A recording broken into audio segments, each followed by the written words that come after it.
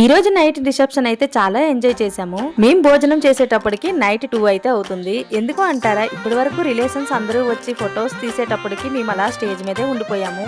అందుకే అన్నయ్య వదిన అందరితో కలిసి మేమైతే ఇప్పుడు భోజనాలు చేస్తున్నాం. స్టేజ్ మీద వీళ్ళిద్దరికి అయితే ఫొటోస్ కి అయితే స్టిల్స్ అయితే చెప్తున్నారు. ఇప్పుడే వీళ్ళకైతే ఖాళీ దొరికింది. ఎందుకు అంటే ఇప్పటి వరకు అందరూ ఒకరి వెనక ఒకరు వస్తూనే ఉన్నారు. అందుకే ఇప్పుడు అందరూ వెళ్ళిన తర్వాత ఇప్పుడు వీళ్ళైతే స్టిల్స్ అయితే తీసుకుంటున్నారు.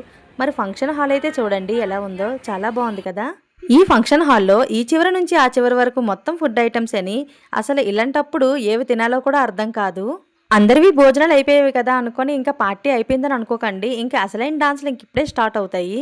మరి ఈ వీడియో మీకు నచ్చిందా? నచ్చితే మరి ఎందుకు లేట్ చేస్తున్నారు? ఒక లైక్ అయితే కొట్టియండి. మరి కొత్తగా చూసిన వాళ్ళుంటే నా ఛానల్ని సబ్స్క్రైబ్ చేసుకోండి.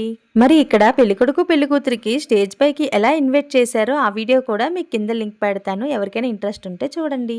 బాయ్. నెక్స్ట్ వీడియోలో మళ్ళీ కలుద్దాం.